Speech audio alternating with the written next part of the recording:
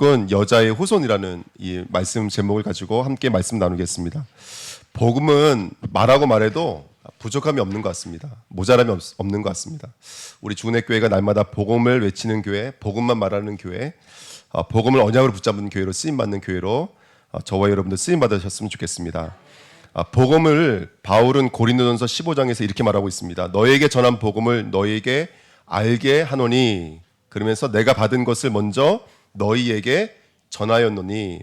그럼 내가 받은 게 뭐냐면 이는 성경대로 그리스도께서 우리 죄를 위하여 죽으시고 장사 지낸 바 되셨다가 성경대로 사흘 만에 다시 살아나사.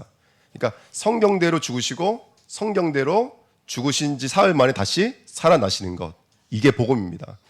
그럼 중요한 것은 뭐냐면 이 복음이 이해된다라는 것은 복음이 이해된다는 말은 뭐냐면 꼭 이 죽으심과 누가 상관이 있어지는 거냐면 나와 상관이 있어지는 겁니다.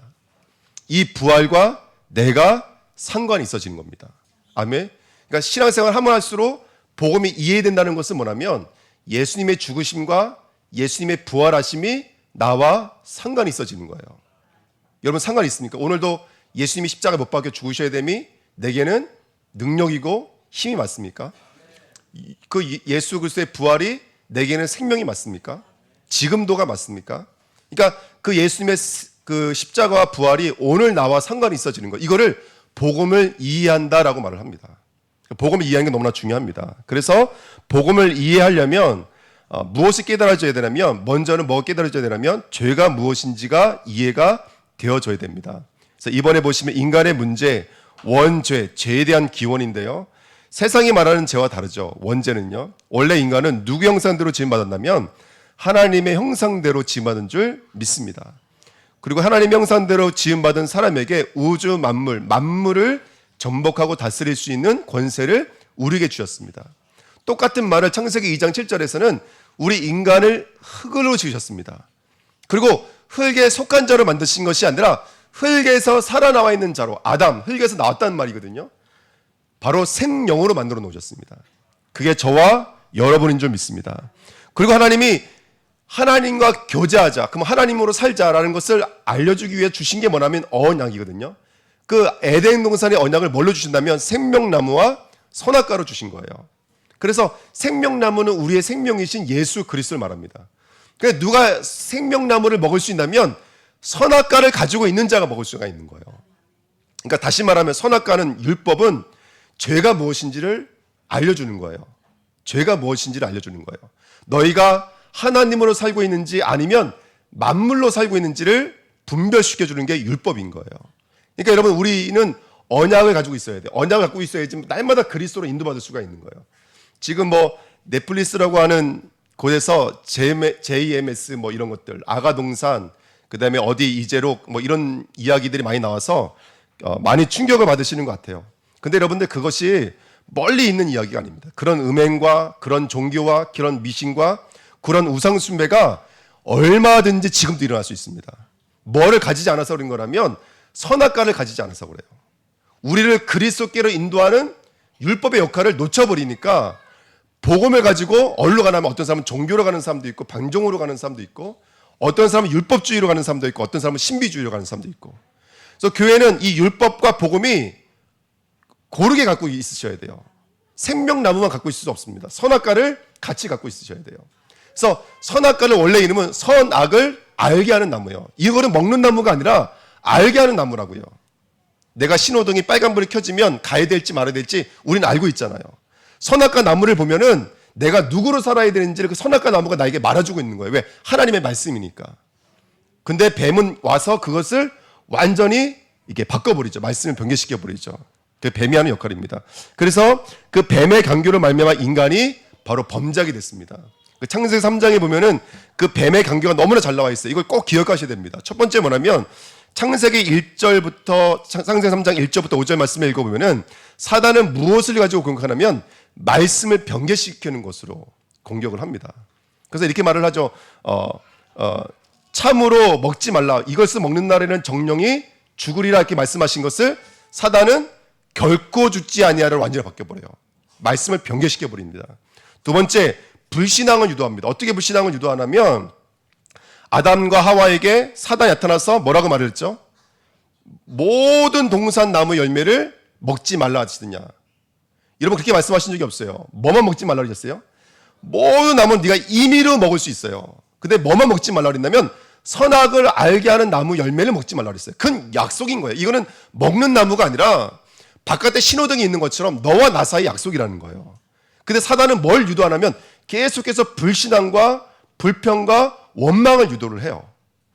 그래서 아담에게 가서 누가 너를 이렇게 하냐 그랬더니 아담이 첫 번째 뭐라 그랬어요?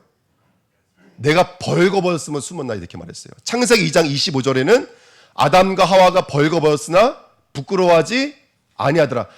그 벌거벗음이 조금도 누가 되거나 해가 되지 않았어요, 여러분들. 왜? 아담과 하와는 의식주로 사는 자가 아니라 하나님으로 사는 자였기 때문에 그래요. 근데 교묘하게 사단이 들어오니까 아담이 뭐라고 말하냐면 내가 벌거벗었으면 이건 누구를 원망하고 있다는 뜻인 거예요. 내가 이렇게 된 것은 나를 벌거벗겨 놓은 당신 때문입니다. 두 번째로 뭐라고 말해요?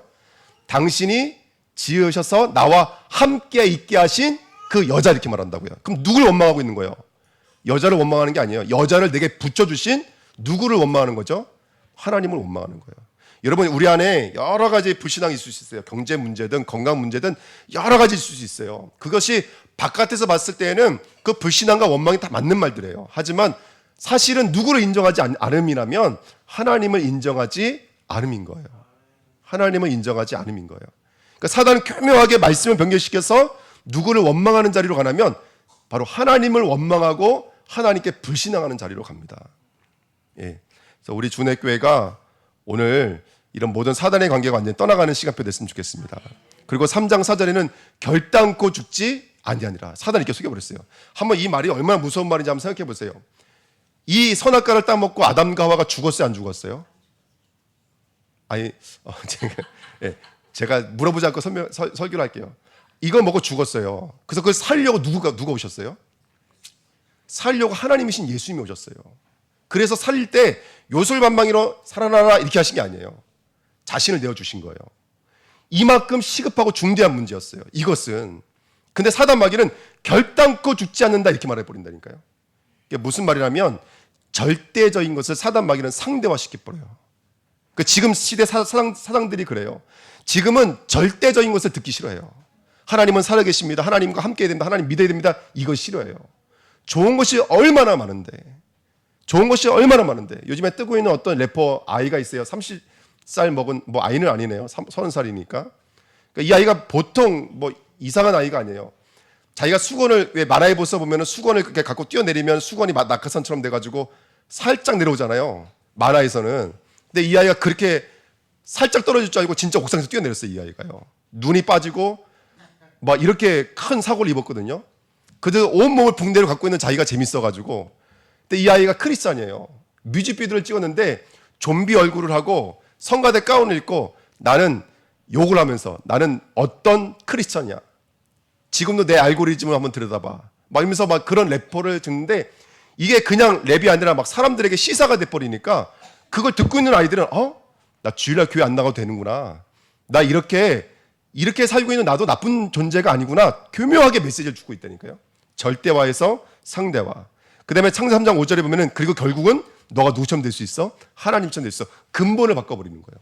말씀을 변개시키고 불신앙을 유도해서 하나님을 잊어버리게 만든 그 장본인이 마귀입니다. 그래서 죄와 뭐는 분리할 수 없다면 죄와 마귀는 분리할 수가 없어요. 죄를 짓는 자마다 누구에게 속한다고요? 마귀에게 속되게 되어 있어요. 너희는 너희 아비 마귀에서 났어요. 그로 말미암아 나온 결과가 뭐냐면 살인, 간음이에요. 거짓말이에요. 욕심이에요. 이거 다 율법의 대목들 아닙니까? 그러니까 죄와 마귀는 분리할 수가 없어요. 제가 신학교 다닐 때 실제로 제가 들은 얘기인데 교수님이 뭐라고 말씀하신다면 부흥되는 교회는 일단은 몇 가지를 얘기하지 말아야 된대요. 첫 번째 죄 얘기하지 말고 두 번째는 마귀 얘기하지 말고. 저는 매 예배 때마다 죄 얘기하고 마귀 얘기해요. 할렐루야.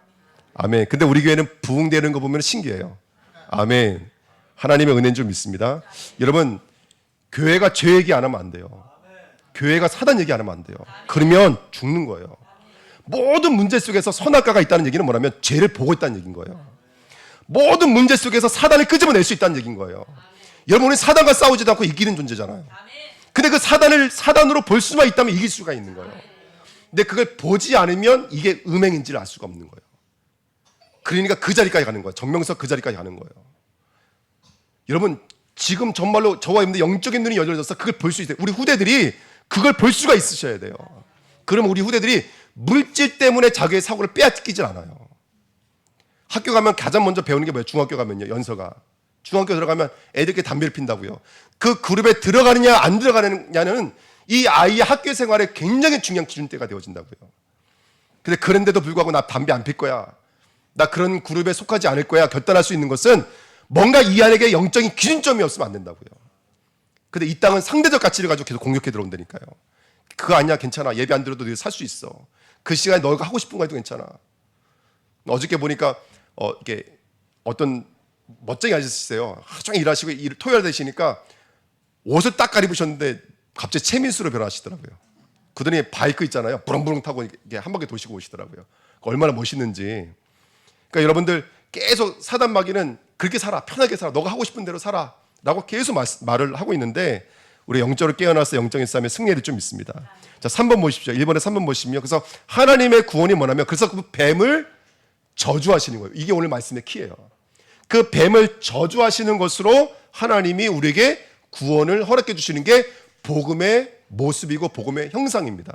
그래서 3번에 1번 보시면 그래서 하나님이 어떤 모습으로 아담에게 찾아오셨죠? 그날 바람이 불 때 저번 주 말씀이죠. 진노자의 모습으로 와요. 심판주의 모습으로 와요. 그날이 분명히 있습니다. 사단이 영원한 지옥으로 떨어지는 그날이 분명히 있습니다. 근데 그걸 묵시 속에서는 오늘 그날 누릴 수 있어요. 오늘 내 안에서 역사하는 사단의 권세가 완전히 결박되는 그날이 될 수 있어요. 오늘 예수가 그리스도로 내 안에 들어오실 때 내 안에서 생각 속에서 마음 속에서 내 뇌와 내 영혼 속에 역사하는 사단의 권세가 결박을 당하는 그날이 오늘이 될 수가 있습니다. 그리고 두 번째 하나님이 오셔서 하신 일이 뭐였어요? 원인을 추적해 가시는 거였어요. 아담에게 가서 말씀하실 때 누가 너를 이렇게 하였느냐? 누가 먹지 말라 그랬던 이 선악과를 먹게 만들었느냐? 하나님이 질문하신다고요. 근데 질문을 자세히 들어보면 추적해 나가세요. 문제가 어디서 왔는지. 여자에게 가서 뭐라고 그랬죠? 네가 어찌하여 이렇게 하였느냐 이렇게 물어보셨다고요. 그 다음에 세 번째 뱀에게 가서 어떻게 하셨어요? 내가 이렇게 하였으니 너가 배로 다니고 그쵸? 흙을 먹을지나 이렇게 말을 하고 있는 거예요. 그래서 저주를 선포하는 장면입니다. 그러니까 하나님은 인간에게 원인을 찾아가시는 은혜를 주신 거예요. 우리 주은혜교회 성도님들이 원인을 찾아가는 진짜 문제의 근본을 찾아가는 하나님의 사람들이 됐으면 좋겠습니다. 배로 다니고 이게 짤막한 말인 것 같지만 굉장히 중요한 말입니다. 배마 창세기 1장 24절에 네 발로 기는 짐승을 빗대어 말하고 있는 거예요. 인간은 땅을 뭘로 겨요? 걸어댕겨요? 두 발로 걸어댕겨요. 우리는 땅을 바라보는 자가 아니라 하늘을 바라보는 자로 만들어 놓으신 거예요. 근데 네 발로 긴다는 얘기는 어디에 구속되어 있다는 뜻인 거예요? 땅에 구속되어져 있다는 거예요. 그건 율법에 붙잡혀 있다는 뜻인 거예요. 이게 저주예요. 여러분 이 땅을 살아가는 사람들이 땅에 붙잡혀져 있다고요. 요즘 공과금 어떻게 내야 되지? 보험료 어떻게 내야 되지? 여기에 다 붙잡혀져 있는 건 사실은요. 근데 우리는 계속 선교를 나가요. 오늘 라오스 선교 특별 헌금하는 시간인 줄 믿습니다. 그리고 오늘 광고 자세히 보셨지만 선교 끝나자마자 또 무슨 광고 올라갔어요? 다음 달 또 선교대회가 있으니까 또 헌금하십시오. 광고가 또 이따가 나갈 거예요. 그러면 그걸로 끝날까요? 5월 달에 또 몽골 선교 있습니다. 또 몽골 선교하십시오. 그러니까 우리 교회는 정신을 바짝 차리면 교회 나올 수가 없어요. 땅에 붙잡혀져 있으면 절대로 하나님의 나라를 바라볼 수가 없습니다. 아멘. 그게 배로 다니고라는 말의 뜻인 거예요. 그리고 종신토로 흙을 먹는 거예요. 여러분 사단은 공중 권세 잡은 자예요. 사단은 이 땅 어둠의 주관자예요. 그 말은 뭐냐면 땅을 가지고 우리를 공격한다는 뜻인 거예요.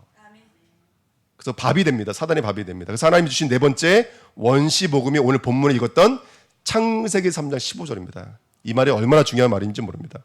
자, 사단과 하나님이 저와 여러분 분리시키는 장면이죠. 여자와 여자의 후손과 원수가 되게 한다고요. 여기서 말하는 여자의 후손은 이 땅에 처녀로 잉태하여 아들을 낳으리니 그 주인공이신 예수 그리스도를 말합니다. 그리고 여자는 누굴 말할까요? 성경 전체를 읽어보신 분은 아시죠? 바로 그 그리스도를 믿음으로 출산하고 잉태할 누구를 말하는 거라면 이 땅의 교회들, 성도들, 우리들을 말합니다. 그래서 저와 여러분들은 창세기 3장 15절의 구조가 뭐예요? 하나님이 분리시키는 거예요. 뱀과 그리스도를. 뱀과 여자들을, 성도들을 분리시키는 게 원시 복음이에요. 그래서 그리스도를 믿는다는 것은 이제 누구와 작별하는 거예요? 뱀과 저주와 재앙과 작별하는 것입니다. 오늘 뱀과 저와 여러분들 나눠지는 축복의 시간 되시기를 예수님의 이름으로 부탁드립니다. 아멘. 그래서 골로새서 2장 14절 15절에 십자가로 그들을 이기셨느니라. 아멘. 십자가에서 모든 사망과 저주의 권세를 완전히 예수님께서 이기신 줄 믿습니다. 시편 8편, 10편 89편에도 그 해와 달과 별, 예수 그리스도로 옷 입고 있는 저와 여러분들이 이 땅의 여자들입니다. 성도들입니다. 우리에게는 빛나는 하나님의 권세가 있는 줄 믿습니다. 그리고 두 번째, 뱀과 뱀의 후손은 같은 말입니다. 단수로 써 있어요. 사단, 단수로 써 있습니다. 미혹하는 영은 복수로 써 있어요. 그러니까 사단과 사단의 후손이라는 말은 사단의 소산물이라는 뜻인 거예요. 그러니까 여러분, 이 땅의 문화, 이 땅의 경제, 사실은 뭐에 다 붙잡혀져 있냐면 하나님을 떠나 있는 사단에게 붙잡혀져 있는 것들인지도 모릅니다. 우리가 그것을 찾아낼 수 있는 교회가 되시기를 예수님의 이름으로 부탁드립니다. 그 3장 15절에 그 구원의 모습이 뭐냐면 바로 뱀과 우리를 원수되게 만드는 거예요. 그래서 저와 여러분들 뱀과 원수가 돼야 됩니다. 사단과 내가 나눠지셔야 돼요. 그래서 그 하나님이 그 구원을 이루시는 방법이 바로 발꿈치를 상하는 거예요. 성경을 찾아보시면 발꿈치라는 단어가 총 4번 나옵니다. 오늘 본문 말씀, 그 다음에 제가 써놨어요. 창세기 25장, 10편 41편, 요한복음 13장에 나와 있어요. 발꿈치를 물었다라고 하는 것은 배신했다는 뜻인 거예요. 배반했다. 야곱의 에서의 발꿈치를 붙잡았다는 얘기는 야곱의 에서를 배반했다는 뜻인 거예요. 그래서 이름은 야곱이라고 진 거예요. 속이는 자, 배반자예요. 쉽게 말하면. 10편 41편도 다윗이 죽을 때가 되니까 몸이 아팠어요. 그런데 자기 편으로 있던 가장 가까운 친구가 뭘로 바뀌더라는 거예요? 문병을 오더라는 거예요. 문병을 왜 왔을까요? 다윗이 때가 다 됐는지 안 됐는지 보러 왔다는 거예요. 보러 와서 내가 빨리 누구 편에 들어가야 될지, 내가 이제 어떤 모습으로 이 권력을 내 것으로 만들어야 될지를 찾아왔다는 거예요. 그러면 다윗을 문병을 온 거예요? 죽으라고 온 거예요? 예, 그거예요. 가장 친한 친구가, 나와 함께 떡을 먹던 가장 친한 친구가 압살롬이 누구의 발꿈치를 들었다고요? 나의 발꿈치를 들었다 한 그 말씀이 누구에서 결국 이루어졌어요? 요한복음 13장 18절에 예수에게서 이루어졌어요. 나와 함께 떡 먹던 자가 누구였어요? 가롯 유다였어요. 가롯 유다 예수를 배신하고 예수님이 십자가 지셨어요. 이거 누구 얘기하는 걸까요? 첫 번째는 뱀을 얘기하는 거예요. 원래는 하나님의 영광을 위해 지혜자로 만들었던 천사장이 가장 가까웠던 존재가 바로 천사였어요. 근데 그 천사장이 하나님 배신했던 것처럼 지금 우리도 마찬가지인 거예요. 우리가 하나님을 배신했던 가장 가까이 있던 사람이었어요. 그래서 우리를 구원하시려고 예수님께서는 발꿈치, 십자가를 지시려 이 땅에 오신 줄 믿습니다. 그래서 이 발꿈치는 십자가를 상징해요. 우리를 위해서 십자가 지신 예수 그리스도. 그 십자가에서 누구의 머리를 완전히 박살내신 것이죠? 사단의 머리를 완전히 박살내신 줄 믿습니다. 요한복음 19장 30절에 고개를 숙이니 영혼이 떠나가시니라. 고개를 숙인다는, 고개가 떨어진다는 것은 그 사람의 모든 것이 끝났다는 것을 상징해요. 그래서 하나님의 아들이 나타난 것은 누구의 일을 멸혈하심이라? 마귀의 일을 멸혈하심이라. 또 로마서 16장 20절에도 평강의 하나님께서 속히 사탄을 어디 아래 두신다고요? 너희 발 아래 두신다고요. 이 모든 말씀들이 완전히 성취된 줄 믿습니다. 이게 바로 복음을 이해한 겁니다. 여러분들 오늘도 예수 그리스도의 십자가와 부활이 이해되어지는 만큼 죄와 이 죄를 통로 삼았던 누구의 권세가 무너지는 거라면 뱀의 권세가 무너지는 것입니다. 성경이 말하고 있죠. 너희가 지금까지 내 이름으로 기도하지 않았지만 내 이름으로 기도하면 내가 시행하겠다는 거예요. 그래서 이게 복음을 이해한 겁니다.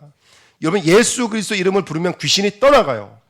예수 그리스도 이름을 부르면 천군 천사가 오르락 내리락 하여. 아멘. 하나님이 우리에게 응답하실 줄 믿습니다. 이게 복음을 이해한 거예요. 그래서 이 신분과 권세를 누리십시오. 아멘. 하나님 자녀된 신분과 권세를 누리세요.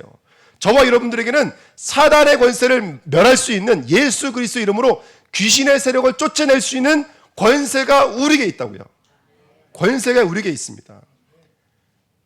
언제부터요? 예수님이 내 마음에 들어오시는 순간부터. 예수님이 내 마음에 들어오시는 그 순간부터 이 신분과 이 권세가 시작된 줄 믿습니다. 이게 1번 복음을 이해하는 것입니다. 근데 오늘 한 발자국 더 나가서 우리 주은혜교회는 복음을 이해하는 것뿐만이 아니라 한 발자국 더 들어가서 복음의 비밀을 이해하는 성도가 됐으면 좋겠어요.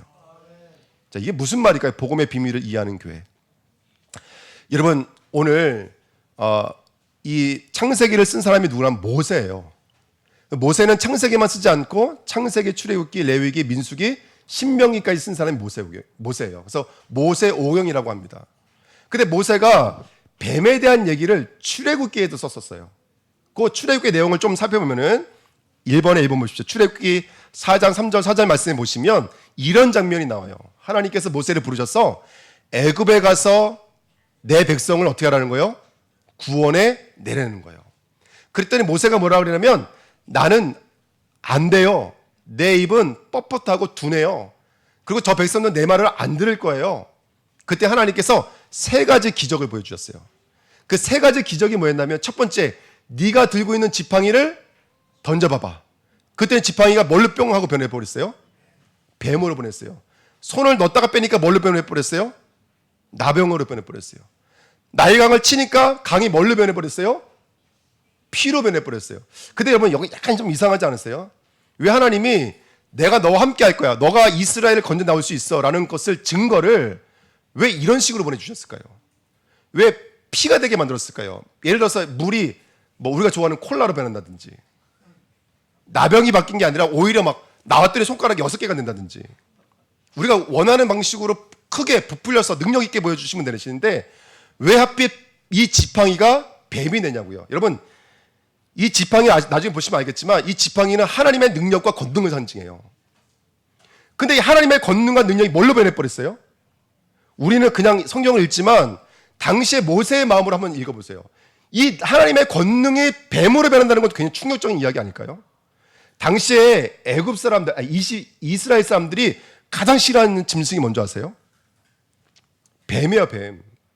그러니까 요즘에 우리 아이들, 우리 하나도 그러더라고요. 하나의 소원이 뭐냐면 저거 때 뭐 할 때 딜을 해요, 딜. 그 딜이 뭐냐면 아빠 이거 해주면 나 어디 데려가줘. 어디? 팥죽류 카페. 팥죽류 카페. 가자마자 뱀 한 마리를 걸어요. 그리고 양손에다가 도마뱀을 올려놔요. 그러면 저는 죽겠어요, 아주. 왜 그러냐면 저는요, 산골에 살아봤기 때문에 뱀과 가까이 있었잖아요. 그러니까 뱀이 무섭다는 걸 알아요. 그러니까 어른들은 절대로 팥죽류 카페 안 가요. 근데 요즘 애들은 뱀이 애완동물이야. 그러니까 벌써 이 세대간도 뱀을 대하는 성격과 생각이 다르다니까요. 그러니까 저는 어릴 적에 산골에 살았잖아요. 할아버지가 가다가 뱀을 잡으시면 그 자리에서 벗겨버리세요, 이렇게요. 그리고 낫으로 뚝 잘라가지고 이만한 굵은 소금에다 찍어서 그냥 아그작아작 씹어 드셨어요. 저희 할아버지는 저를 전쟁에 나면 살아남아야 된다고 소나무 껍질 벗겨 먹는 방법, 풀뿌리 캐 먹는 방법을 제가 전수받았던 사람입니다. 저한테 오시더니 또 낫으로 쭉 잘라가지고 제 입에 꾹 꽂아 넣으세요, 이렇게요. 그럼 어린애가 아그작아작 침을 질질 흘리면서 씹어 먹으면 잘 먹냐 하고 또 잘라서 입에 꽂아 넣어주세요, 이렇게. 저는 이렇게 뱀을 잘 먹었었어요, 어릴 적부터. 근데 어른들은 뱀을 심으러 왔어요. 우리 아버지가 길 가다 또 뱀을 잡으시니까 쭉 벗겨가지고 그거를 넣어가지고 찬장에다 넣어놨거든요. 이제 갔다 오셔서 일 끝나고 이제 구워 드시려고. 근데 어머니가 찬장을 열었다가 뱀이 그 껍질을 보려도 잘 안 죽잖아요. 그 안에서 꿈틀꿈틀거리고 있는 거예요. 그걸 보시던 우리 어머니 쓰러지시더라고요, 바로. 그러니까 어르신들은 뱀이 그렇다니까요. 근데 이스라엘 사람들은요, 곰과 사자보다 더 무서운 게 뱀이에요. 곰과 사자보다. 그리고 애굽에 있었을 때 애굽의 신이 대표되는 신이 라거든요, 라요. 그 라를 경호하는 신들이 다 뱀이에요. 그래서 이 애굽에서 노예로 살고 있었을 때 자신들을 채찍 때리던 사람들이 다들 여기다 뭘 갖고 있냐면 뱀 모양을 갖고 있는 걸 쓰고 있었어요. 그러니까 이스라엘은 가장 싫어하는 게 뱀이에요. 근데 모세가 치를 떨어도 그만인 그 뱀으로 이 지팡이가, 자기가 의지하고 있는 이 지팡이가 이 하나님의 권능이 뭘로 변하고 있는 거예요? 뱀으로 변하고 있는 거예요. 이게 모세에게 너무나 충격적인 사건이에요. 우리는 그냥 성경을 읽고 있지만. 그 너무 웃긴 게 뭐냐면 출애굽기 7장에 보면요, 드디어 바로 앞에 가요. 애굽의 왕 앞에 가요. 그리고 수많은 사람들 앞에서 그 모세 옆에 있던 이번에는 아론이 지팡이를 던지니까 지팡이가 뭐가 돼요? 뱀이 돼요. 이거 제가 이소부와 얘기하는 거 아닙니다. 성경 얘기하는 겁니다. 그랬더니 애굽에 있던 현인들과 마술사들이 자기도 지팡이를 던져요. 뭘로 변했어요? 뱀으로 변했어요. 그랬더니 누구 뱀이 누굴 삼켜버렸어요? 아론의 뱀이 애굽의 뱀들을 삼켜버렸어요. 근데 출애굽기 7장 15절 너무나 기가 막힌 얘기가 있어. 그때부터 10가지 재앙이 시작되거든요. 근데 하나님 뭐라고 말씀하신다면 뱀 되었던 그 지팡이를 어떻게 하라는 거예요? 물에다 내려치라는 거예요. 성경이 그렇게 말하고 있어요. 그냥 지팡이가 아니라 뱀 되었던 그 지팡이를 물을 내려치라는 거예요. 띠끌을 내려치라는 거예요. 성경에 써있는 얘기예요. 제가 그냥 하는 얘기가 아니라 연못과 못을 운하를 치라는 거예요. 개구리 재앙. 띠끌을 치니까 이 재앙. 그걸 하늘로 들려버리니까 메뚜기 재앙, 우박 재앙이 떨어지기 시작하는 거예요. 10가지 재앙이 뭘로 이겨버린다면 뱀의 모습으로 바뀌었던 이 지팡이 하나로 이겨버렸어요. 이스라엘을 애굽을 뭘로 이겼어요? 뱀 형상으로 바뀌었던 이 지팡이 하나로 이겼던 거예요. 여기는 굉장히 중요한 메시지가 있어요. 아까도 말씀드렸던 것처럼 지팡이는 하나님의 능력과 권능을 상징해요. 성경 66권에 하나님의 가장 큰 능력이 뭐죠? 가장 큰 권능이 뭐예요? 하나님의 가장 큰 권능, 가장 큰 표적이 뭐죠? 유대인들이 와서 물어봤잖아요. 예수님께요. 표적 보기를 원하나이다. 하나님의 살아계신 증거 한 번만 보여주십시오. 예수님이 뭐라고 그러셨어요? 내가 너희들에게 보여줄 표적은 요나의 표적밖에 없다. 그 요나의 표적이 뭐냐면 3일 동안 물고기 뱃속에 들어갔다가 나오는 거예요. 십자가와 부활을 말하는 거예요. 하나님이 보여주고 싶은 진짜 권능과 능력은 뭐였냐면 십자가였던 거예요. 그래서 그 뱀이 무슨 형상으로 바뀌냐면 뱀의 형상으로 바뀌어요. 무슨 말이냐? 그 밑에 민수기 21장 6절 9절 말씀 읽어보면은 이스라엘의 광야를 지날 때 불신앙을 했어요. 광야를 돌아서 가니까 이스라엘 백성들이 2가지 가지고 원망을 해요. 첫 번째, 왜 광야를 이렇게 걸어갑니까? 두 번째, 거기 뭐라고 써있냐면 하찮은 음식을 왜 우리에게 주십니까? 이게 이스라엘이 했던 말이에요. 하찮은 음식. 이스라엘은 광야에서 먹을 게 없으니까 하나님 뭘 주셨냐면 매일같이 만나와 메추라기를 보내주셨어요. 근데 이스라엘 백성은 그 하찮은 음식에 질리다는 거예요. 이제. 그래서 뭐가 쫓아와요? 이스라엘 백성을 죽이려고 그날 밤에 불뱀들이 와서 이스라엘 백성을 싹 물어버렸어요. 모세가 중부에서 하나님이 이스라엘을 구원하는 방식이 뭐였냐면 뭐를 매다는 거였어요? 장대에다가. 그렇죠. 놋뱀을 만들어서 장대에다가 매다는 거였어요. 바라본즉 뭐 한다고요? 바라본즉 산다 그랬어요. 바라본즉 산다는 말 어기 반대편에는 어떤 뜻이 있냐면 근데 이스라엘 백성 중에는 더러는 끝까지 안 바라보더라는 거예요. 왜 끝까지 안 바라봤을까요? 그 장대에 매달려 있는 형상이 뭐였기 때문에 그래요. 뱀이었기 때문에 그래요. 근데 이 일들이 똑같이 예수님 오셨을 당시에 이스라엘에게 똑같이 일어났어요. 예수님께서 십자가 지시니까 유대인들이 예수를 절대로 안 믿어요. 왜? 자신들이 원하는 표적의 모습은 뭐였어요? 그렇죠. 오병이요. 죽은 자가 살아나고 병이 고쳐지는 거였어요.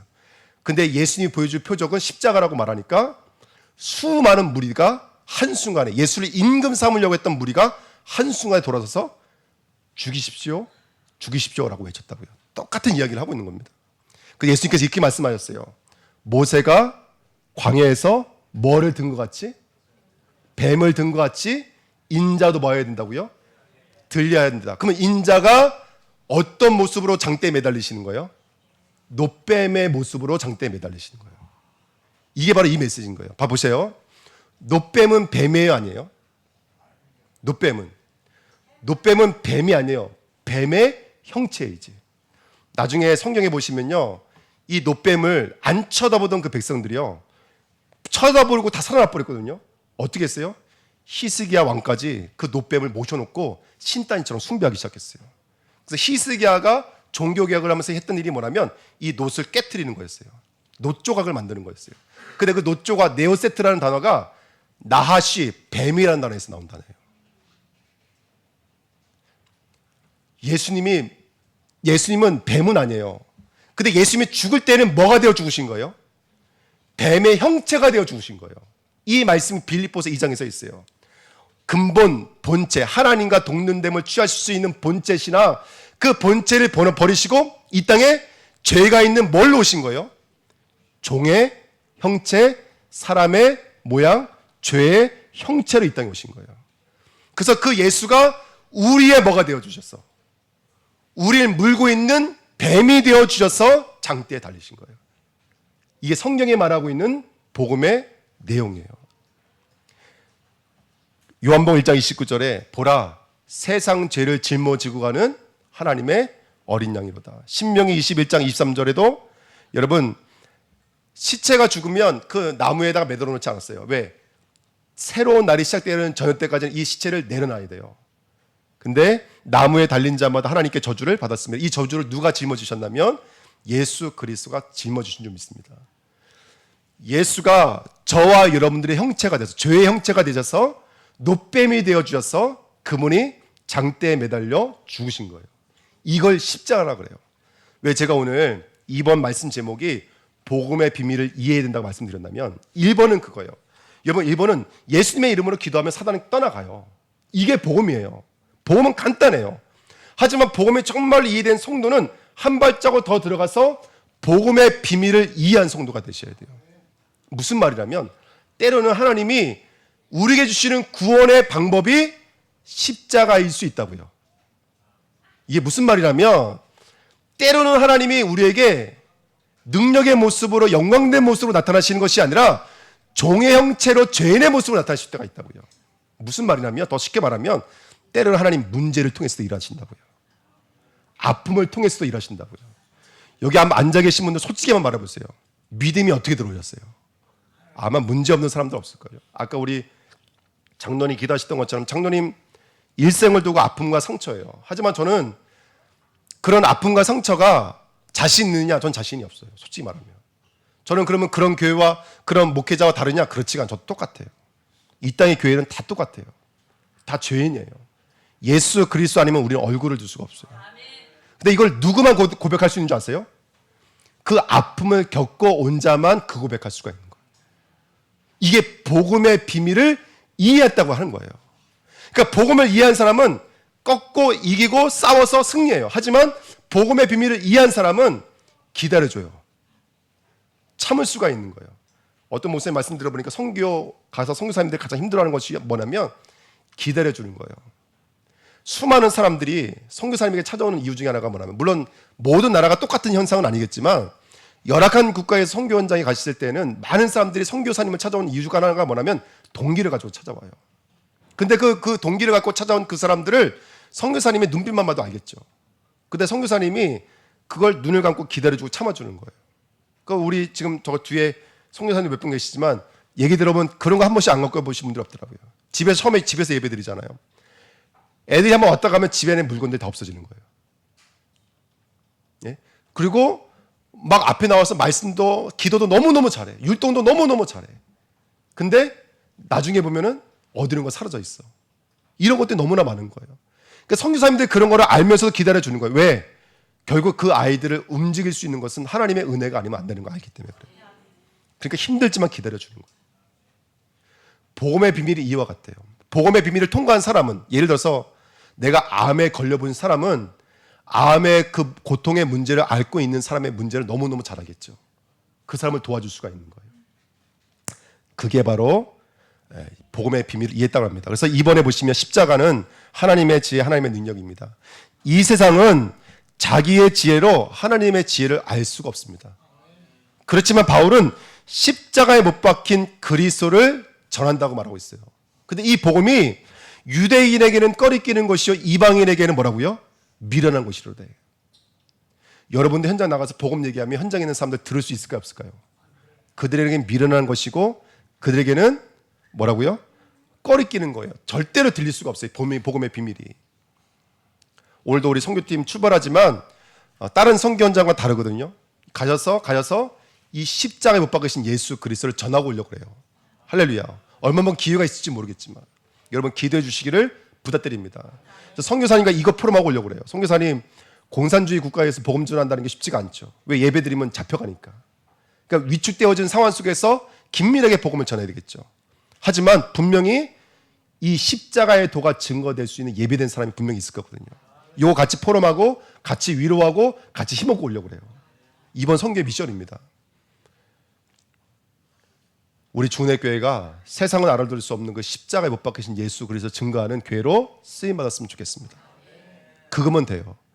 약간 내가 응답 못 받고 내가 약간 영감 받지 못해도 십자가에 못 박으신 그 그리스도를 증거하는 성도 되십시오. 이게 우리의 모든 것입니다. 이게 모든 것이에요. 왜 제가 오늘 이 말씀 드리냐면 그 니체라고 하는 사람이 있어요. 신은 죽었다라는 책을 쓴 사람이에요. 이 사람이 아버지가 목사예요. 엄마도 아주 신실한 기독교 신자예요. 엄마의 아버지, 그러니까 다시 말하면 외할아버지도 목사님이셨어요. 그다가 이 친구가 이제 배움이 장이 넓어지면서 뭘 보게 된다면 자기가 봤을 때 기독교는 꼭 뭐와 같아요? 지배계층이 서민계층을 통치하는 통치의 수단으로 보이는 거예요. 인내하십시오. 하나님을 사랑하시는 여러분 인내하시고 여러분들의 노동력을 열심히 일하십시오. 종은 주인의 말에 복종하십시오. 순종하십시오. 이런 식으로 말을 하니까 꼭 기독교가 지배계층이 만들어놓은 하나의 뭘로 보이는 거예요? 하나의 전략물로 보이는 거예요. 니체에 충격받았어요. 신은 없다. 그래서 포스트 모더니즘, 아까 말씀드렸죠. 절대자, 하나님만 바라봤던 사람들을 이제 상대적인 것으로 그림을 그려도 옛날에 하나님 그렸는데 지금은 사람의 몸을 그리고 사람의 몸이 이렇게 아름다운 거였구나. 세상을 그리고 이렇게 바꿔놓았던 아주 중요한 멤버 중에 한 사람이에요. 왜 제가 이 말씀 드리냐면 신앙생활하다가 때로는 우리에게 우리가 상상도 못할 이해하지 못할 일들이 올 때가 있어요. 그때 대부분 많은 사람들은 하나님은 없다라고 생각한다는 거예요. 근데 문제 속에 하나님 계십니다. 그 어려움 속에도 하나님은 계십니다. 그리고 중요한 거, 그 문제와 어려움 속에서 더 큰 전환점의 시간표가 분명히 있습니다. 아멘. 복음의 비밀을 이해한 성도가 되셔야 돼요. 세 번째, 여러분 독에 물렸을 때 병원 가면 뭐 주시는 줄 아세요? 그렇죠? 주사를 놔줘요. 그게 해독제거든요. 제가 설교 준비하면서 해독제를 어떻게 만드는지 한번 인터넷 찾아봤어요. 독사의 독을 끄집어내서 그걸 어디다가 주입을 하냐면 등치가 큰 말이나 소에게 주입을 한대요. 그러면 이 말에게 소에게 뭐가 발생이 되냐면 그 독을 이겨낼 면역 물질이 만들어진대요. 그 독과 싸울 수 있는 면역 물질이 만들어진대요. 그러면 과학자들이 그 물질을 뽑아내서 실험실에서 이걸 배양시키는 거예요. 그러면 그 말과 소에게서 나온 그건 뭐가 되냐면 바로 독을 이길 수 있는 해독 능력제가 되는 거예요. 왜 예수가 발꿈치가 물리셔서 우리를 위해서 죄 형체를 뒤집어 쓰시고 죄를 뒤집어 쓰시고 죽으셨을까? 왜? 그리고 그분이 사흘 만에 살아나셨다는 것은 뭐를 이기셨다는 얘기인 거예요? 그 죄의 독을 이기셨다는 거예요. 그러면 예수에게는 뭐가 생겨났다는 얘기인 거예요? 그 죄의 독을 해독할 수 있는 해독 능력이 만들어졌다는 거예요. 그 해독 능력을 우리가 뭐라고 말하면 속죄라고 말해요. 속죄. 대속이라고 말하는 거예요. 그 대속의 은혜를 누구에게 부어주신 거예요? 우리에게 부어주신 거예요. 그 해독제를, 그 죄를 이길 수 있는 해독제를 우리에게 놔주신 거예요. 이 해독 능력을 갖고 있는 저와 여러분들을 성경에서 뭐라고 부르냐면 증인이라고 불러요. 예수님께서 누가복음 23장에 보니까 자기 옷을 찢으면서 옷을 나눠 갖고 있는 군병들을 향해서 예수님 뭐라고 그래요? 그들의 죄를 저들에게 돌리지 말게 해달라고 그래요. 이게 무슨 말이냐면 그들의 죄를 뒤집어 쓰시고 그들에게는 죄로 돌려주지 않고 속죄로 돌려줄 수 있는 해독 능력이 예수님에게는 있거든요. 근데 스데반도 똑같이 말했어요. 스데반도 뭐라고 말했냐면 그렇죠. 주여 이 죄를 그들에게 돌리지 마옵소서. 저와 여러분들은 그 독을 해독할 수 있는 해독 능력이 누굴 통해서 우리에게 온 거죠? 예수 그리스도를 통해서 우리에게 온 거예요. 그래서 요셉도 그 자기를 팔아먹었던 형제들을 용서할 수 있어요. 그걸 선으로 바꿀 수 있는 해독 능력이 있는 거예요. 그래서 아까 우리 작년 기도했던 것처럼 우리의 죄를, 그들의 죄를 또 잊어버렸네요. 너희가 사람들의 죄를, 잘못을 용서하면, 아멘. 해독 능력이 우리에게 생긴다는 거예요. 이걸 증인이라고 합니다. 그래서 마가복음 16장에 보니까 뭐를 들어 올리며 뱀과 정갈을 들어 올리며 무엇을 마실지라도 독을 마실지라도 뭐를 입지 않아요? 해를 입지 않아요. 저와 여러분들은 하나님이 이 해독 능력을 가지고 현장의 죄의 것들을 해독해낼 수 있는 그 그리스도의 대속의 은혜를 증거할 수 있는 증인으로 부르신 것을 믿습니다. 이게 복음의 비밀을 이해하는 거예요. 현장에 나가시면 후대 문제, 경제 문제, 건강 문제, 인간관계 문제를 고통받고 있는 사람들이 있습니다. 지금까지 우리가 그 문제를 겪어왔던 것은 그 문제에 대한 해독 능력이 우리 안에 있기 때문에 그래요. 이제 그런 사람들에게 복음을 증거할 수 있는 증인으로 쓰임 받으시기를 예수님의 이름으로 부탁드립니다. 과거는, 문제는 곧 해독 능력입니다. 아멘. 증인의 축복의 통로인 줄 믿습니다. 이 축복으로 복음의 비밀을 이해하는 하나님의 사람들이 됐으면 좋겠습니다. 이번 한 주간 이 비밀을 가지고 망대를 세우십시오. 몽골 가니까요, 지휘소들은 항상 높은 데 있어요. 왜? 멀리 봐야 되니까. 멀리서 적이 오는지 안 오는지를 봐야 되니까. 망대를 세우시는 거예요. 첫 번째, 개인의 망대를 세우세요. 언약을 준비하시고 언약을 붙잡고 기도하며 꿈과 장래일을 품게 되는 나만의 개인의 망대를 준비하세요. 말씀 붙잡고 기도하는, 꿈꾸는 개인의 망대. 두 번째, 형장의 망대를 준비하세요. 내 업이 빛의 경제를 회복하는 업이 되게 하옵소서. 내 업이 제자 운동을 하는 업이 되게 하옵소서. 그 곳에서 예비하고 사도의 가르침을 받고 교제하고 기도하며 원네스를 이루는 현장 망대가 되게 하옵소서. 저는 우리 주님께 모든 성도들의 현장이 현장 망대가 됐으면 좋겠어요. 세 번째, 선교 망대가 되십시오. 사도행전 2장에 15개 나라 사람들이 왔어요. 그 사람들이 마가다라 방에서 복음이 깨달아졌어요. 아마 그 중에 브리스굴라 아굴라가 있었지 않을까? 이건 추정입니다. 여러분, 분명히 한국에 와 있는 선교제자들이 있습니다. 아멘. 선교 망대를 세우십시오. 그리고 현장에 나가면 작정되어져 있는 만남이 있습니다. 바울이 브리스굴라 아굴라를 만났어요. 그리고 그 브리스굴라 아굴라가 로마 복음화를 위해서 뭘까지 했다고요? 목까지도 내어놨습니다.